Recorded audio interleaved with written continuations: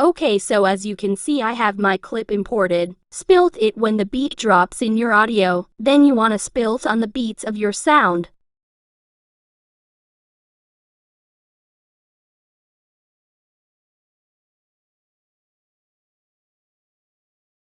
Set the speed to 0.8x into x in a pattern.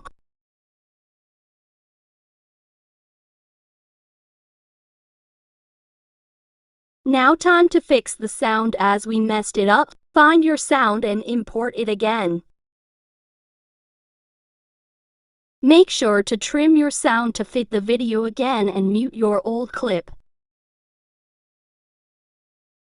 For flashing, add an overlay and go to stock videos and click the white clip. Go to every beat and set it to 0.1 length.